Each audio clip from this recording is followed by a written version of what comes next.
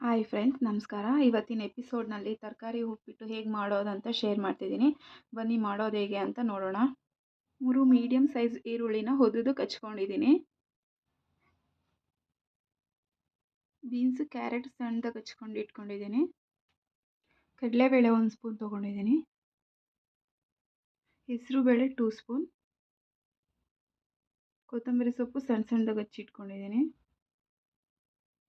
ಸಾಸಿವೆ 1/2 table spoon ತೊಗೊಂಡಿದ್ದೀನಿ. ಕರಿಬೇವಿನ ಸೊಪ್ಪು, 2 ಕಪ್ ರವೆ ತಗೊಳ್ತಿದ್ದೀನಿ. ಮೆಣಸಿನ್ಕಾಯಿ ಮತ್ತು ಶುಂಠಿ ಇಟ್ಕೊಂಡಿದ್ದೀನಿ.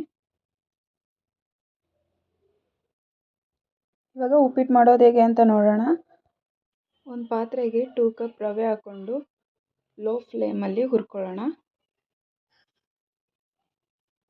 ಹುರಿದಿದ ನಂತರ ಇದನ್ನು ಕೆಳಗೆ ಇಟ್ಕೊಂಡು ಇನ್ನೊಂದು ಪಾತ್ರೆನ ಒಲೆ ಮೇಲೆ ಇಟ್ಕೊಂಡು ಸ್ವಲ್ಪ ಎಣ್ಣೆ ಹಾಕೊಳ್ಳೋಣ. ಎಣ್ಣೆ ಕಾಯಿದ ಮೇಲೆ ಸಾಸಿವೆ, ನೆಕ್ಸ್ಟ್ ಕಡಲೆಬೇಳೆ ಹಾಕ್ಕೊಳ್ತಿದ್ದೀನಿ.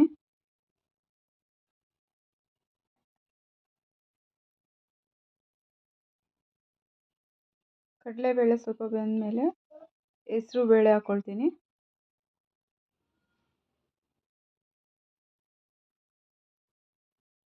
ಕರಿಬೇವು, ಗ್ರೀನ್ ಚಿಲ್ಲಿ, ಈರುಳ್ಳಿ ಹಾಕ್ಕೊಂಡು ಫ್ರೈ ಮಾಡ್ಕೊಳ್ತೀನಿ. ಈರುಳ್ಳಿ ಬೆಂದ ಮೇಲೆ ವೆಜಿಟೇಬಲ್ನ ಸೇರಿಸ್ಕೊಳ್ಳೋಣ.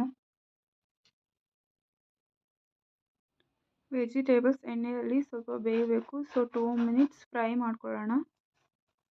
ನೆಕ್ಸ್ಟು ಶುಂಠಿನ ತುರ್ಕೊಂಡು ಅದಕ್ಕೆ ಹಾಕೊಳ್ಳೋಣ. ವೆಜಿಟೇಬಲ್ಸ್ 2 ಮಿನಿಟ್ಸ್ ಬೇಯಿಸಿದ ನಂತರ 6 ಕಪ್ ವಾಟರ್ನ ಆ್ಯಡ್ ಮಾಡ್ಕೋಬೇಕು. ರುಚಿಗೆ ತಕ್ಕಷ್ಟು ಉಪ್ಪನ್ನು ಹಾಕೋಬೇಕು. ನೀರು ಕುದಿ ಬಂದಿದ ನಂತರ ಲೋ ಫ್ಲೇಮಲ್ಲಿ ಇಟ್ಕೊಂಡು ರವೆನ ಆ್ಯಡ್ ಮಾಡ್ಕೋಬೇಕು. ಈಗ ಉಪ್ಪಿಟ್ಟು ರೆಡಿ ಇದೆ.